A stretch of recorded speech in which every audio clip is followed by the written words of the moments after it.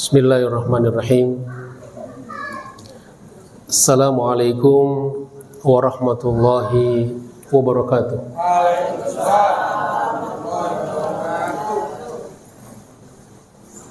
Mendengar jawabannya, nampaknya sudah lapar.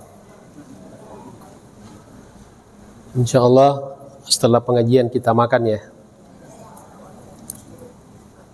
Sekali lagi ya, yang semangat jawabnya saya doakan tahun depan berkorban.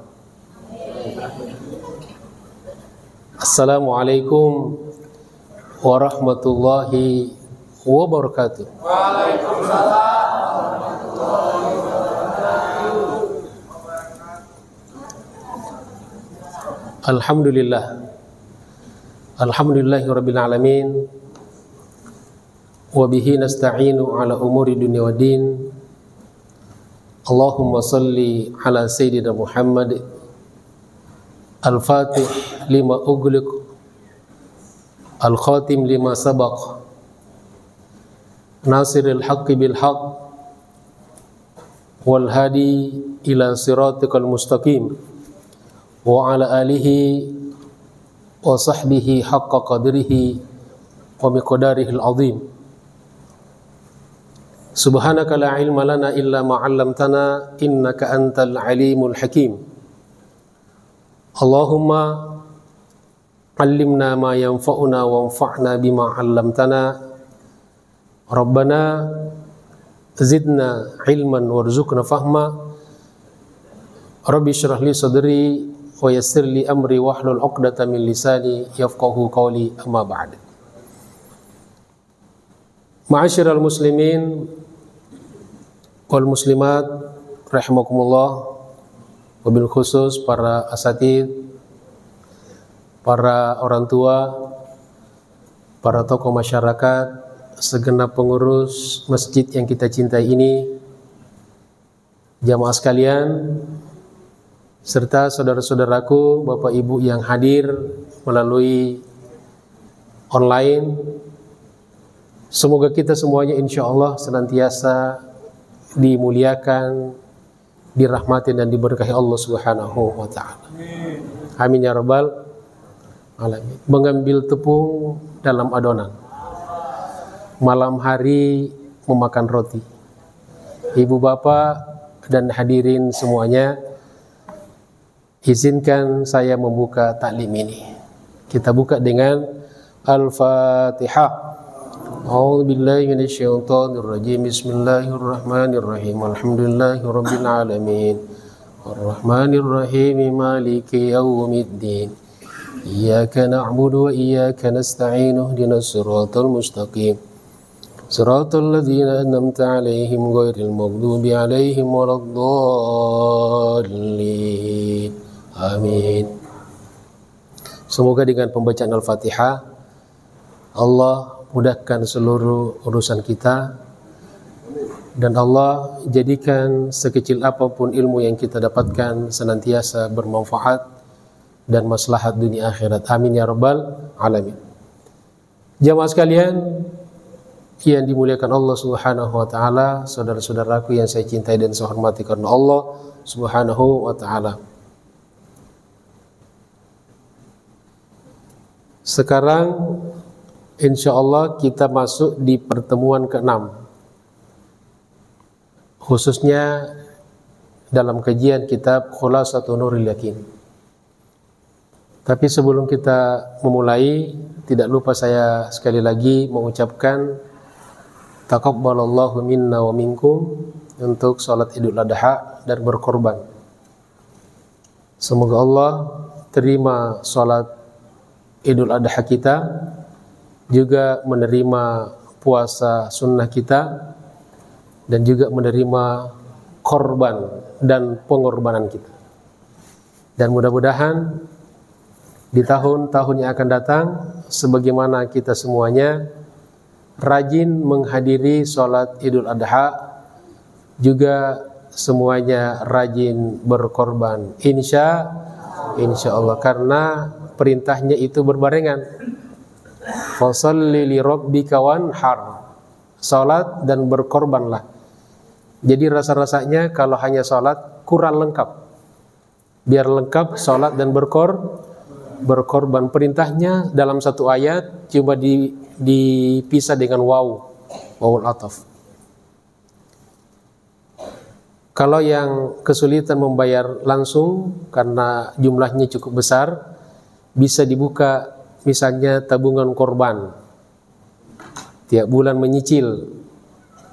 Ya, sehingga insya Allah tahun depan tidak berat lagi bayarnya, paling tidak meringankan. Masak kendaraan bisa kita cicil, masak produk-produk bisa kita cicil, kita programkan sedemikian rupa, masak berkorban tidak bisa. Siap insya Allah? Tahun ini sapi berapa di sini? 10 ya. Insya Allah tahun depan 40 ekor. Ya, ekornya doang. Ya tentu badannya juga ya. Karena nggak mungkin dapat ekornya doang. Itu namanya manipulasi, bukan, mutilasi. Baik. Sekarang kita kembali ke pelajaran kita, Khulasatun Nuril Yakin. Kali ini episode yang ke-6. Qala al-muallifu rahimahullah, lamma ra'at Quraisyun, ketika atau tatkala bangsa Quraisy melihat annal idza'a lam yujidi naf'an, bahwa gangguan-gangguan, intimidasi yang mereka lakukan terhadap baginda Rasulullah Shallallahu Alaihi Wasallam dan juga kepada kaum muslimin tidak membuahkan hasil, ya, tidak bermanfaat. Bal zadal muslimina imanan wa yaqinan. Bahkan kaum muslimin, orang-orang Islam, para sahabat baginda Rasulullah Shallallahu Alaihi Wasallam, justru semakin bertambah keimanan dan keyakinannya. Jadi ketika mereka disiksa, iya kan, diintimidasi, ya, disakiti, itu sama sekali tidak membawa hasil bagi Quraisy. Sama sekali tidak menggoyahkan keimanan baginda Rasulullah dan para sahabatnya. Justru sebaliknya, keimanannya, keyakinannya kepada Allah, kepada Rasulullah, kepada dinul Islam justru semakin bertambah, semakin kuat, semakin kokoh. Nah, ketika mereka telah melihat dan menyaksikan kenyataan itu, fenomena itu, apa yang mereka lakukan? Masyau ilar Rasuli sallallahu alaihi wasallam. Lalu mereka serta-merta mendatangi baginda Rasulullah sallallahu alaihi wasallam. Wa talabu minhu, lalu mereka meminta kepada beliau, kepada Nabi Muhammad sallallahu alaihi wasallam. Apa yang mereka minta? Ayya'buda alihatahum, agar Nabi Muhammad sallallahu alaihi wasallam menyembah Tuhan-Tuhan mereka. Jadi Quraisy meminta kepada Rasulullah agar Rasulullah mau menyembah Tuhan-Tuhan mereka, berhala-berhala mereka. Wa ya'buduna ilahahu, dan pada waktu yang sama mereka pun, orang-orang kafir Quraisy ini, siap menyembah Tuhannya Nabi Muhammad sallallahu alaihi wasallam.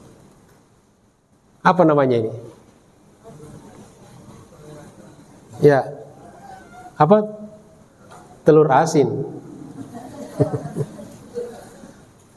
Jadi ini pertukaran ibadah. Ya. Jadi pokoknya sama sajalah. Kamu menyembah Tuhan kami, lalu kami juga menyembah Tuhanmu. Lalu apa yang terjadi? Fa'anzalallahu alaihi suratal kafirin.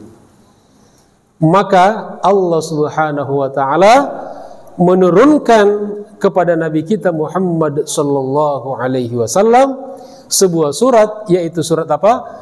Surat Al-Kafirin atau Al-Kafirun. Qul ya ayyuhal kafirun la a'budu ma ta'budun wala antum abiduna ma a'budu wala ana abidun ma abattum wala antum abiduna ma a'budu lakum dinukum waliyadi. Itu cerita yang melatar belakangi atau asbabun nuzul turunnya surat Al-Kafirun. Jadi kalau ditanya, Bu, ada anaknya nanya, Bu, apa asbabun nuzul turunnya surat Al-Kafirun? Jangan nanya-nanya, dari sononya. Ya, jawab bahwa surat itu diturunkan oleh Allah Subhanahu wa ta'ala ketika orang-orang kafir Quraisy datang kepada Nabi dan meminta agar Nabi menyembah Tuhan mereka, dan mereka pun menyembah Tuhan Nabi Muhammad sallallahu alaihi wasallam.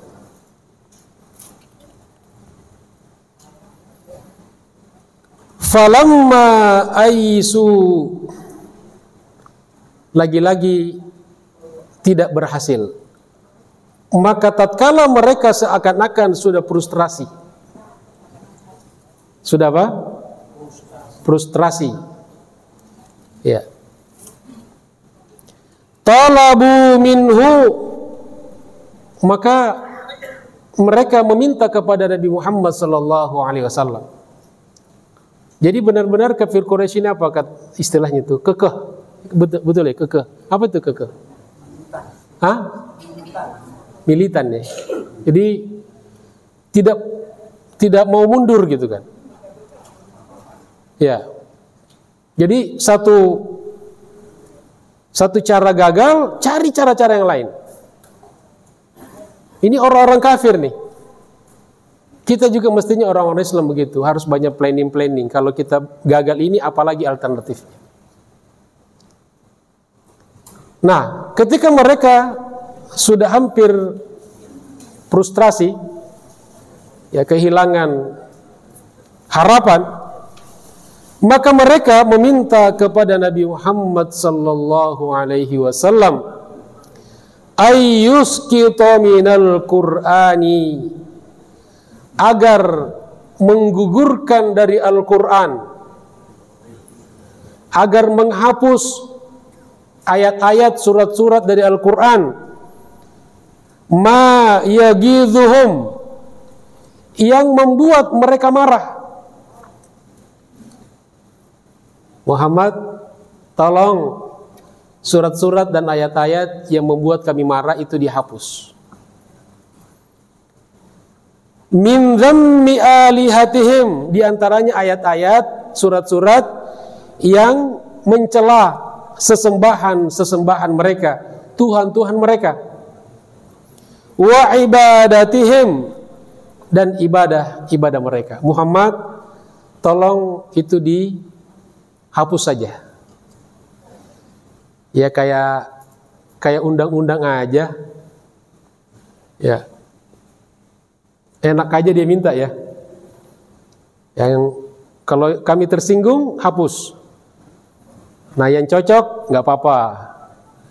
Kira-kira ada nggak orang seperti itu sekarang? Ya. Jadi masih berlanjut nih permintaan orang-orang kafir Quraisy. Bahkan ada yang mengatakan jangan memakai kata kafir. Ada enggak? Mana orangnya? Di sini enggak ada orangnya. Jangan bilang kafir. Ya, takut menyinggung perasaan orang lain. Jadi maunya itu hapus surat Al-Kafirun. Pakai apa? Non-muslim. Jadi diganti surat Al-Kafirun menjadi surat non-muslim. Begitu maunya kan? Kan begitu maunya. Jadi qul ya ayyuhal kafirun diganti qul ya ayyuhan non-muslim. Kira-kira kalau kita baca dalam salat batal nggak salat kita? Batal. Satu kata selain bahasa Arab kita ucapkan dalam salat, salat kita batal.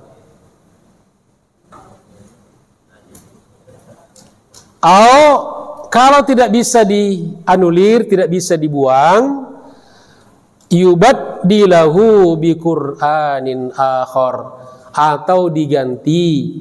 Jadi nggak usah dikurangin, tetap aja jumlahnya, tapi diganti isinya. Jangan yang menyinggung kami. Atau sekalian diganti dengan Quran yang lain. Enak aja. Ya. Enak aja. Nah, ini nilai-nilai ini masih terus berlangsung sampai sekarang dalam konteks-konteks yang berbeda. Ya, ada jangan pakai kata jihad. Terus ayat-ayat tentang jihad bagaimana itu? Ya. Jadi mereka tidak membaca, mereka memahami Islam dari perilaku-perilaku terorisme. Ya salah. Memahami Al-Quran itu dari tafsir bimbingan ulama. Kalau kita pelajari Islam dari kekerasan, ya kita pun tidak setuju. Ya, gitu ya. Jadi itu yang mereka minta kepada baginda Rasulullah Shallallahu Alaihi Wasallam. Lalu fa'anzalallahu jawaban lahum, turun lagi ayat menjawab permintaan mereka. Jadi permintaan pertama apa? Muhammad, kamu sembah Tuhan kami ya. Kami juga sembah Tuhanmu. Turun surat apa? Al-Kafirun. Tidak mempan, Muhammad, hapus ayat-ayat surat-surat yang menyinggung kami. Atau ganti dengan Quran lain. Ini jawabannya nih. Fa'anzalallahu jawaban lahum, maka Allah turunkan jawaban kepada mereka di surat Yunus ayat 15. Qul ma yakunu li an ubaddilahu min tilqa'i nafsi in attabi'u illa ma yuha ilai. Qul, katakanlah Muhammad, ma yakunu li an ubaddilahu, tidak pantas, tidak mungkin, saya tidak berhak mengganti Al-Quran min tilqa'i nafsi, dari keinginan pribadiku. In attabi'u, yang aku ikuti, illa ma yuha ilayya, berdasarkan wahyu yang diturunkan kepadaku. Jadi Quran itu wahyu, bukan karangan Rasulullah Sallallahu Alaihi Wasallam. Nabi saja nggak berani roba-roba Al-Quran. Sekarang ada orang berani meroba-roba Al-Quran. Ada nggak orang berani meroba-roba Al-Quran? Ya. Ayatnya tidak dirubah, suratnya tidak dirubah, tapi penafsirannya semau dia sendiri. Tidak pakai penjelasan ulama. Tidak merujuk kepada tafsir. Wa na'udzubillahi min zalik. Jamaah sekalian dirahmati Allah Subhanahu wa taala, saudara-saudaraku yang saya cintai dan saya hormati karena Allah Subhanahu wa taala. Lamma ra'an nabiyyu sallallahu alaihi wasallam, ketika Nabi Muhammad sallallahu alaihi wasallam melihat, menyaksikan ma yalhaqu bi ashabihi, yang menimpa sahabat-sahabatnya, minal adza, dari gangguan-gangguan. Ada sahabat Nabi yang diteror, ya, diintimidasi, wa anwa'il azab, dan berbagai macam siksaan. Nabi saksikan itu. Pemimpin yang benar adalah pemimpin yang bisa merasakan penderitaan kaumnya, orang-orang yang dipimpinnya. Nah, Nabi kasihan. Sahabatnya ada yang diintimidasi, diteror keluarganya, disiksa. Bagaimana Bilal bin Rabah, iya kan? Diseret ke padang pasir yang panas, diletakkan batu di atas dadanya, dipaksa untuk mengucapkan kalimatul kufur, tapi dia tetap istiqomah mengatakan Ahad, Ahad, Ahad, Tuhan yang Esa, Allah yang Esa. Dan sahabat-sahabat lain, keluarga Yasir, kita sudah tahu kan ceritanya kemarin, bagaimana Sumayyah, istri dari Ammar, istri dari Yasir, tangannya, kakinya diikat kepada 4 ekor kuda yang berbeda arah. Lalu masing-masing kuda berlari sehingga tubuhnya terpecah belah, hancur. Kalau korban, kalau Bapak Ibu menyaksikan korban dipecah-pecah melebihi daripada tubuhnya Sumayyah. Makanya Sumayyah dinamakan dengan awwalu syahidatin fil Islam. Wanita yang pertama kali syahid mendapatkan syahadah di dalam Islam. Begitu juga suaminya Yasir. Begitu juga Ammar. Nah, Nabi itu melihat, merasakan penderitaan mereka itu. Nah, Nabi juga kasihan kan kalau dibiarkan begitu. Maka apa yang Nabi lakukan? Amarahum. Nabi memerintahkan kepada mereka bil hijrati, untuk hijrah, berpindah ilal habasyati, ke negeri Habasyah. Negeri Habasyah di mana itu Bapak Ibu? Pondok Gede belok kiri. Bukan. Habasyah di mana? Di Afrika, Ethiopia. Orang Ethiopia itu kulitnya cuma 2, hitam dan hitam sekali. Ya, hitam dan hitam sekali. Jadi jangan cari orang Ethiopia kok nggak ada yang putih. Ya. Kecuali yang albino. Ya. Nabi perintahkan mereka untuk hijrah kemana? Hijrah kemana? Ibu kemana? Habasyah. Habasyah di mana? Ethiopia. Saya takutnya nanti yang terekam itu Pondok Gede belok kiri. Ditanya sama Bu, Habasyah di mana? Kata Ustadz Ridwan, Pondok Gede belok kiri. Jati Makmur ya. Ethiopia di apa? Di Afrika. Lalu karena ini perintah Rasulullah, fahajara asyaratun min ashabihi, maka berhijrahlah, berangkatlah 10 orang dari sahabat-sahabat beliau yang laki-laki. Berapa orang? 10 laki-laki. Wa khamsu niswatin, dan 5 orang perempuan, emak-emak. Jadi dari dulu itu emak-emak nggak mau kalah sama bapak-bapak. Jadi kalau sekarang emak-emak itu lebih terdepan seragamnya, ya tidak aneh. Ya, cuma kasihan bapak-bapak. Ya, harus juga diberi seragam. Apa kayak gitu kan? Spanduk atau apa gitu.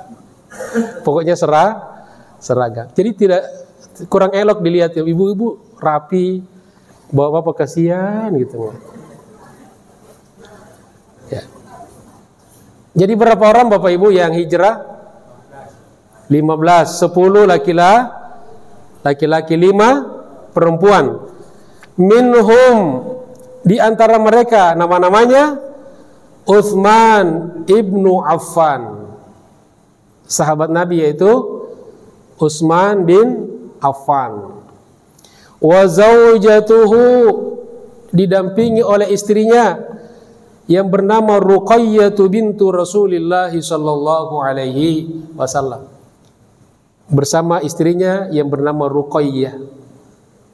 Setelah Ruqayyah meninggal, menikahi adiknya Ruqayyah, namanya siapa? Ummu Kulthum. Ummu Kulthum. Ya, itu namanya salah satu putri baginda Rasulullah yang dinikahi oleh Utsman setelah Ruqayyah wafat. Makanya karena Utsman menikahi dua putri Nabi, maka digelari dengan Dzunnuraini, orang yang memiliki dua cahaya.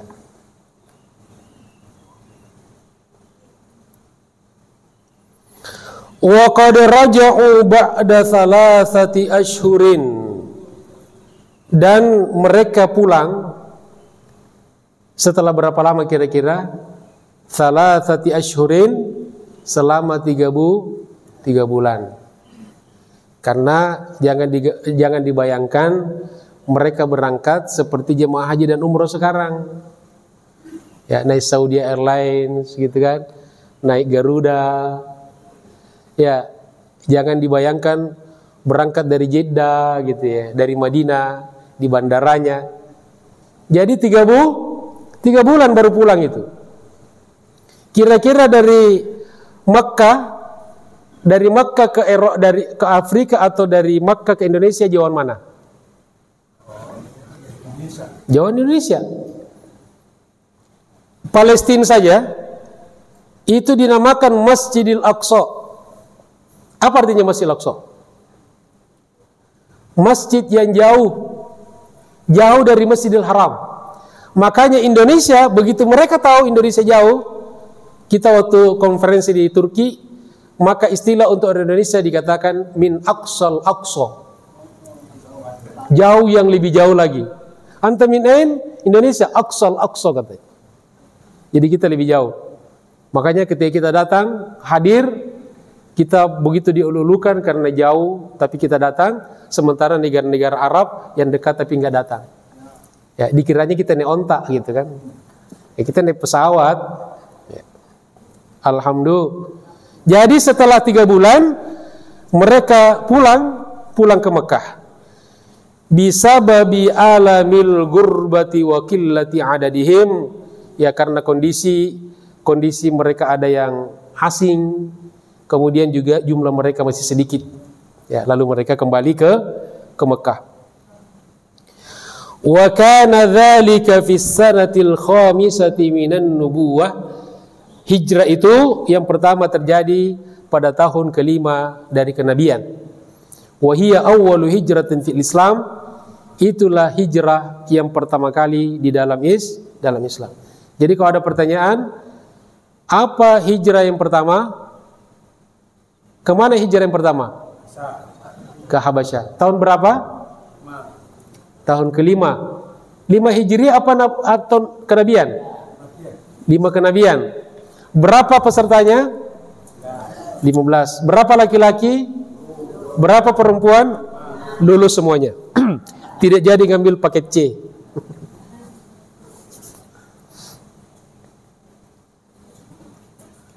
Wa kana dzalika. Oke, lanjut. Fi sanatil khamisati. Pada tahun kelima, pada tahun itu juga aslama, masuk Islam. Rajulani, kalau satu orang rajulun, satu laki-laki. Rajulani, 2 laki-laki. Jadi pada tahun itu, tahun kelima kenabian, masuk Islam 2 laki-laki.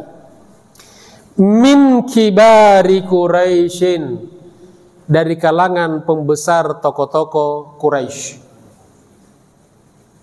Ya, yang tadinya begitu sangat memusuhi kepada Nabi Muhammad, kepada kaum muslimin, kepada Islam, Allah balikkan keadaan.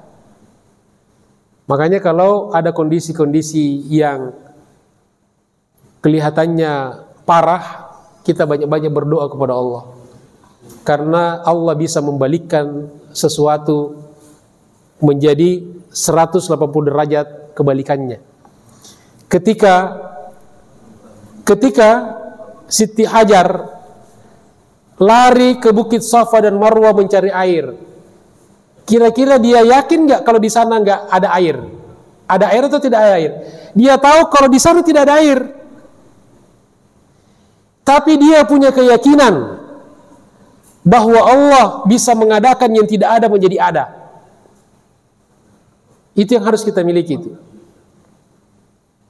Dia tahu kalau yang dia lihat ketika di Safa ke Marwah itu fata morgana, bukan air. Tapi dia yakin Allah bisa merubah fata morgana menjadi air yang sesungguhnya. Maka yang tadinya mereka keras, Nabi tidak putus asa karena ini dakwah perintah dari Allah. Yang tadinya memusuhi, maka tahun kelima dari kenabian masuk Islamlah 2 laki-laki.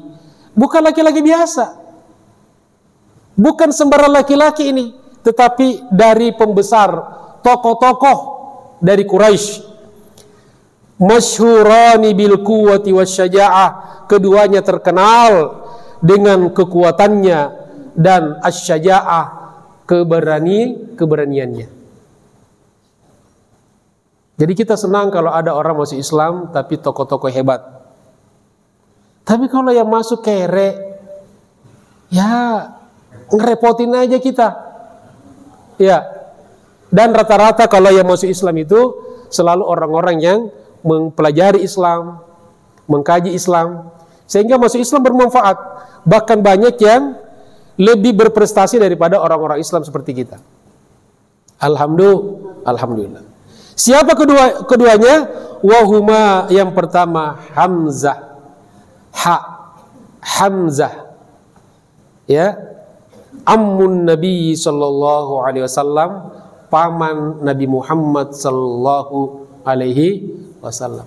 Jadi Hamzah ini adik kakak daripada Abdullah, abangnya Abdullah.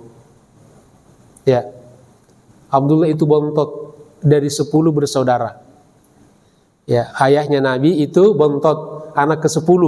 Semua anaknya laki-laki, tidak ada perempuan.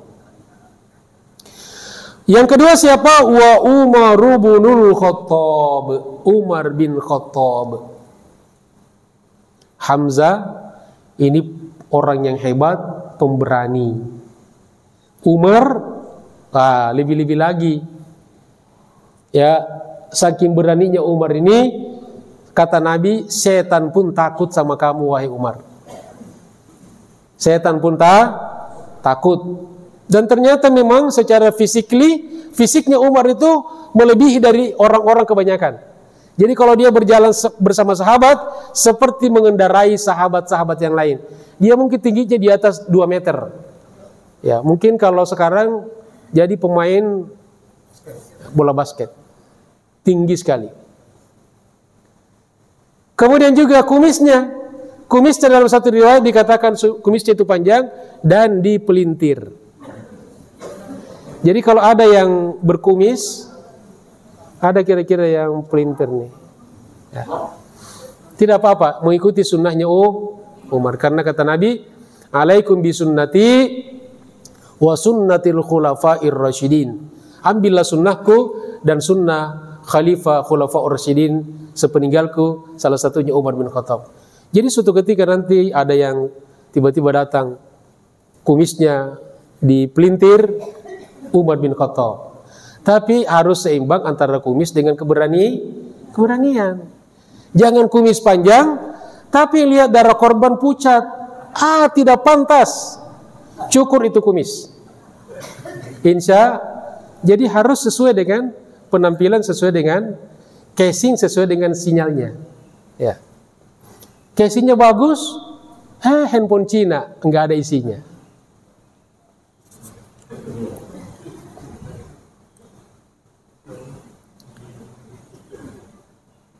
Tsanil khulafa'ir rasyidin, yaitu khalifah khulafa'ur rasyidin yang kedua Abu Bakar, Umar, Utsman dan Ali. Wa kana Umaru qabla islamihi, Umar bin Khattab sebelum masuk Islam, min a'zamil mu'aridin lil Islam, adalah tergolong orang-orang yang paling keras menolak Islam. Umar, orang yang paling keras menolak Islam, memusuhi Islam. wal muntaqimina, dan yang paling dendam, mimman aslama, dari siapa yang masuk Islam. Pokoknya sebelum masuk Islam, setiap kali mendengar ada orang Arab, orang kafir Quraisy yang masuk Islam, didatangi sama Umar tuh. Pokoknya siap-siap Umar datang tuh. Fa'azzallahu Islam, tapi kemudian Allah memuliakan Islam bi islamihima, dengan masuk Islamnya kedua tokoh Quraisy. Yang pertama siapa? Hamzah bin Abdul Muttalib, dan yang kedua Umar ibnil Khattab radhiyallahu anhuma. Wa kana al-muslimuna fi dzalikal waqt, dan kaum muslimin, para sahabat Nabi pada waktu itu, arba'ina rajulan. Berapa jumlahnya? Baru berjumlah 40 orang. Ini kita berapa ini? Ya, ini udah hampir ada 200-an nih kalau di apa? Kalau di kopi. Di fotokopi. Masya Allah ya. Jadi jumlahnya baru 40 orang. Tapi ketika Umar dan Hamzah masuk, Islam menjadi hebat, menjadi kuat. Yang tadinya dihinakan, setelah Umar masuk Islam, gak ada lagi berani ganggu orang Islam. Ya, bahkan ketika Nabi, pada ceritanya nanti ketika hijrah ke Madinah, ketika Nabi dan sahabatnya sembunyi-sembunyi, seperti dalam kisah yang kita ketahui kan, justru Umar terang-terangan, dia satu-satunya yang terang-terangan. Bahkan dia mengumumkan, siapa yang mau istrinya jadi janda, yang mau anaknya jadi yatim, silahkan temui Umar. Ya, mungkin di jalan reporter misalnya gitu kan, atau di jalan apa kayak gitu sini gitu kan. Silahkan tunggu Umar. Umar akan lewat di situ ke Madinah. Tapi apa yang terjadi? Ada nggak yang datang ke sini? Tidak ada. Umar itu kalau dia berjalan di jalan, kata Nabi, setan minggir. Setan aja takut sama Umar. Apalagi kalau orang yang hanya bersifat setan. Ya, pasti takut kepada Umar. Wa ihda asyarata imra'atan, 40 laki-laki ditambah 11 perempuan. Jadi berapa jumlahnya semua? 51. Ingat ya, nanti keluar di ujian. Berapa jumlah sahabat ketika Hamzah dan Umar masuk Islam? Laki-laki 40 orang, perempuan 11 orang, jumlahnya totalnya 11 orang. Begitu pertumbuhan dakwah baginda Rasulullah SAW, dan pada puncaknya di Haji Wada berapa? Dari 51 orang menjadi, dalam satu riwayat dikatakan peserta yang ikut pada Haji Wada tidak kurang dari 140.000 orang. Jadi berapa persen itu peningkatannya? Dan sekarang orang wukuf di Padang Arafah mencapai sampai 3 juta orang. Alhamdulillah.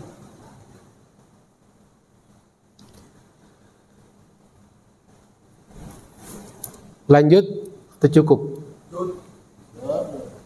Cukup apa cukup? Lanjut apa lanjut? Lanjut ya. Satu lagi ya.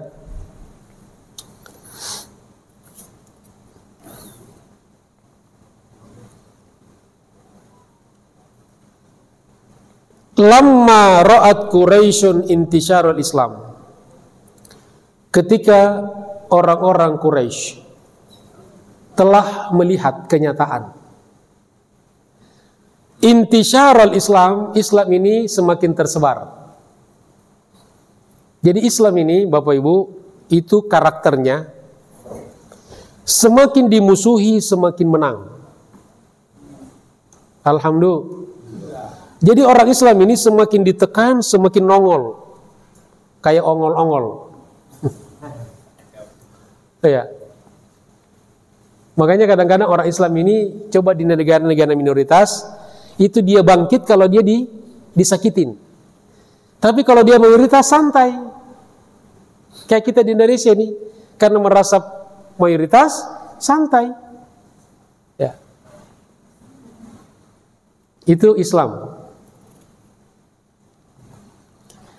Nah, ketika orang-orang Quraisy melihat, loh ini Islam kok makin tersebar ya? Bukannya takut, sudah diteror, ya, disiksa pengikut Nabi Muhammad, Nabi sendiri diganggu. Tapi Islam kok makin tersebar, orang-orang masuk Islam makin banyak. Fil qabaili, setiap kabilah tumbuh terus orang Islam itu masuk Islam. Maka apa yang mereka lakukan? Azamu ala qatlin nabiyyi sallallahu alaihi wasallam. Maka terakhir mereka sepakat bertekad untuk menghabisi baginda Rasulullah sallallahu alaihi wasallam. Jadi musuh-musuh Islam itu dia banyak cara-caranya. Kalau sudah tidak mempan cara-cara, habisin dia. Habisin. Ya. Fahasarathu wa ahla baitihi fi sya'bi. Lalu orang-orang Quraisy kemudian mengembargo keluarga Nabi dan digiring di satu tempat yang kecil, yang terbatas. Nabi dan keluarganya digiring di situ. Ya. Kemudian wa mana'u anhumur arzaq. Lalu tidak ada yang diizinkan untuk bisa akses ke sana makanan dan minuman. Bayangkan Bapak Ibu sekalian. Ini perjuangan Islam ini. Kita bisa menikmati Islam seperti ini. Ini begini ceritanya nih. Kalau kita kan ngaji di tempat ruang ber-AC sambil minum, ya kan? Setelah ini kita makan minum lagi, ketawa-ketawa. Tidak ada kafir Quraisy yang datang menteror kita. Iya kan? Bayangkan mereka ini. Mereka digiring di tempat yang sempit. Lalu semua akses makan minum yang memang sudah terbatas waktu itu dilarang. Dilarang berhubungan dengan mereka itu. Wattafaqu, dan mereka sepakat. Ala alla yaqbalu lahum sulhan abada. Tidak ada diterima perjanjian damai dari mereka selama-lamanya. Mereka sudah sepakat itu. Tidak ada kata maaf bagi Muhammad dan sahabatnya. Itu yang mereka telah canangkan. Illa, kecuali idza aslamun nabiyya lil qatli, kalau mereka menyerahkan Nabi Muhammad untuk kita bunuh. Cuma satu syaratnya, ya, tidak ada damai bagi mereka. Dan yang kedua, kita damai dengan mereka kalau mereka menyerahkan Nabi Muhammad untuk dibunuh dan dihabisi. Masya Allah. Wa katabu mattafaqu alaihi. Lalu yang mereka sepakati itu ditulis ala sahifatin, di dalam satu lembaran sahifah namanya, allaquha fil ka'bati, yang kemudian mereka gantung di Ka'bah, di dinding Ka'bah. Wa kana dzalika fi sanati sabi'ati minan nubuwah. Hal itu terjadi pada tahun ke-7 kenabian. Ya, sampai di situ tergambar ya. Jadi mereka sepakat untuk tidak ada kata damai dengan Muhammad dan pengikutnya kecuali kalau mereka menyerahkan Nabi Muhammad dan mereka bunuh habis Nabi Muhammad. Dan mereka tulis kesepakatan itu di dalam satu sahifah yang digantung, diumumkan biar dibaca oleh semua orang di dinding Ka'bah di kota Makkah. Jamaah sekalian dirahmati Allah Subhanahu wa taala, lalu apa yang akan terjadi setelah ini? Jangan kemana-mana. Insya Allah saksikan nanti kelanjutannya pada episode yang ke-7 yang akan datang dengan izin Allah Subhanahu wa taala. Demikianlah jamaah sekalian kajian kita Khulasatun Nurul Yakin pada hari ini, mudah-mudahan bermanfaat. Terima kasih atas segala perhatiannya, kesabarannya, dan mohon maaf atas segala kekurangan saya, keterbatasan saya, kesalahan saya, dan kelemahan saya. Billahi taufiq wal hidayah. Allahul muwaffiq ila aqwamit thariq. Assalamu alaikum warahmatullahi wabarakatuh. Adakah pertanyaan? Ya, silakan.